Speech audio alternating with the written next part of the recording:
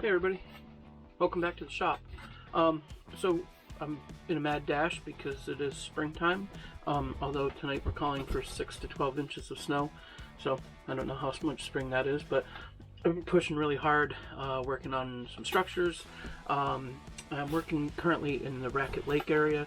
I'd been doing a lot of other stuff on the layout, but I decided I wanted to try to get some structures done, and so I've done the ice house and the warehouse, and working on the engine house. The engine house is just about done. I have to do the roof and the doors. I actually had to do a little scratch building. It's an interesting kit. It is a laser kit. It's really a nice kit, except that it's for interurban and then diesels. And I realized that when I was just about ready to do the roof, so I had to do some way for the smoke from the steamers to escape. So that's not really what the video is about. What I'm doing now is I used N-scale cork for all of my trackage on most of the layout except the logging line. And so what I needed to do is level areas around, and I'll show that in a second. One of the things when I decided to start this channel is I get a lot of inspiration from a lot of different places. One of the things I picked up was from the Dungeons and Dragons guys, Black Magic Craft and Storycraft Witchcraft, a couple other of the pages I follow, and they do a lot with foam, an awful lot more than we model railroaders do with foam. One of the things that they had mentioned was Foamcore, dollar store Foamcore. This is different than regular Foamcore, and actually this that I have is different than even what they were talking about. This is less than 1/8 of an inch thick, and it was from a trifold science project kind of thing, and I just have been hacking it up. It's about the thickness of cork, so the nice thing is you can lay it on the track, you burnish it, it'll tell you where the rails are, you offset that a little bit, and you can cut it and fit it. It's very easy to cut. You can also take your knife and feather the edge, you can carve it, you can take a slide knife and really kind of carve it. But in order to do that, you have to pull the paper. Pull the paper on both sides of this. Real foam core, it's very hard to get the paper off. But this stuff, and the guys that I watched, they get it from Dollar Tree, but I was able to get this from Dollar General. You just peel this paper off, and what it leaves underneath it is just a thin styrofoam. And I just take liquid nails and smear it all on it and then stick it down. I don't even have to weight it, it just sticks itself down. I was watching a video of Jason Jensen Trains, and he was doing a concrete wharf, and he was doing with pink foam, like 1-inch foam or 1/2-inch foam. But I realized that if you need to do large expanses of concrete, what you can do is you can scribe this. One of the ways that those guys show you how to do it is you do a fine line, and then you take a pencil, a dull pencil, and you just do all the cracks, and you can do a lot of detail into this foam. One of the things that you have to do with foam, and they suggest with this foam, pink foam, blue foam, Styrodur, if you can get it, it's a European product, is coat it with a 50/50 Mod Podge and acrylic paint, and that will harden it and protect it. So I've been working on Racket. I'm going to change the camera angle and show you some stuff where I've gotten the base work done, and then where tonight I've pieced in a bunch more, and then tomorrow night I'll paint it once it sets with the glue. Then I can start seeing it, and it doesn't match up exactly where the shoulders of the cork would fall, but by the time you drift in your layers of ballast and stuff, and I use a really fine sand, it'll be pretty much smooth, and it will look like the rails and stuff are just sitting right on the surface. I'm not going to do the whole thing because I have some structures to build, but I'm going to do enough of it that where I'm working.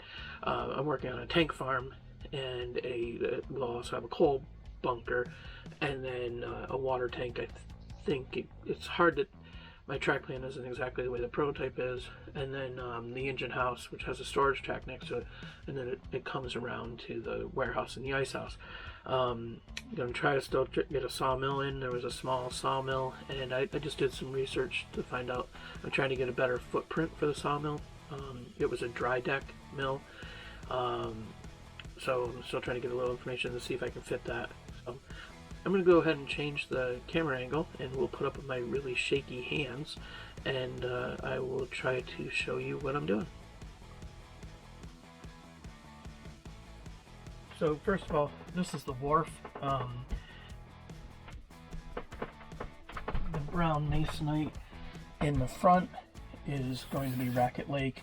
This is the track for the barges where they would shove the freight cars onto them. So I built up this whole area along here in the back and along the front side of the wharf. I gotta trim this back. I'm also going to use this foam to face a lot of the wharf, and I'm going to try to carve it with stone. This is all glued into place. You can see my backdrops back here. These are masonite profiles with ground foam glued to it, which you can't see. Actually, you can see the corner of it over here. I added this raw plywood section because I realized after I built this I didn't have enough room to do 3 of the major structures that were in Racket Lake.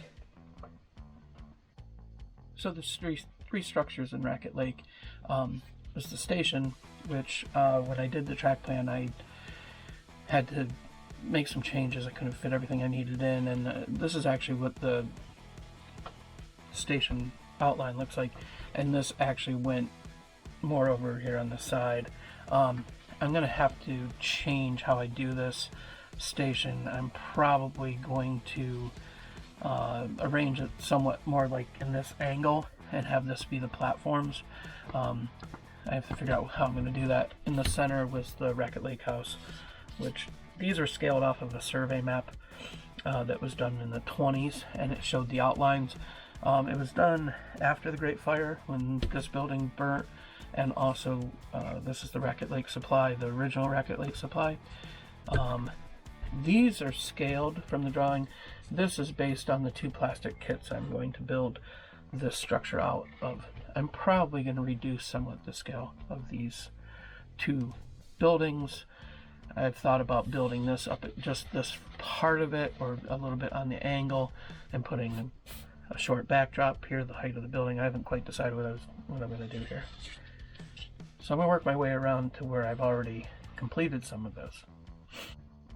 So this is actually the corner where the engine house is going to go.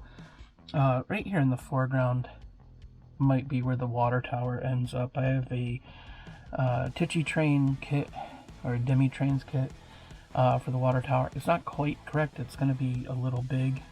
I might build it as a stand-in and then circle back. But right in here, you can just barely see I've pieced in the foam, making all these pieces work.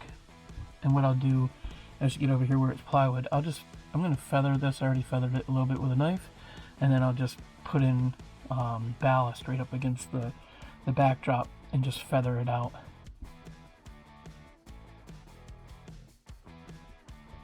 So again, pushing hard to finish up before the end of the modeling season. I'll let this dry, and I'll post some photos or some video, at least photos, on my Facebook page. I have a Facebook page, Racket Lake Railway in N-Scale, and I also have another page, another group that I use as a blog for interesting modeling ideas, which is a modeler's file box on YouTube. Val's Modeling File Box is my Facebook group.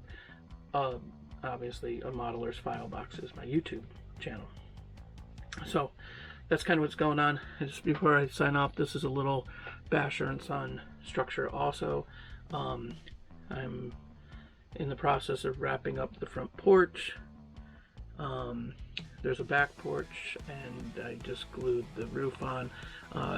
Going back to the video I shot of doing the ridge caps, I'll be doing the ridge cap on the structure and streaking the weathering. these are nice little kits. They he does a really nice job with like the windows. The engine house was a nice kit, but the windows were really fiddly. These were really nice to kind of do. This again will be lit. This actually goes in a different spot at Carter, New York. And the other structure, after I get the engine house done and the section house done, that I really want to get done before the end of the modeling season, is this little tiny station. This is for Camp 53. So I have that to do. But that's where I'm at. Like I said, thanks for joining me in the shop. I had to turn all the fans off and stuff because now instead of running the heat, I'm running fans and dehumidifier. So, alright, have a good day.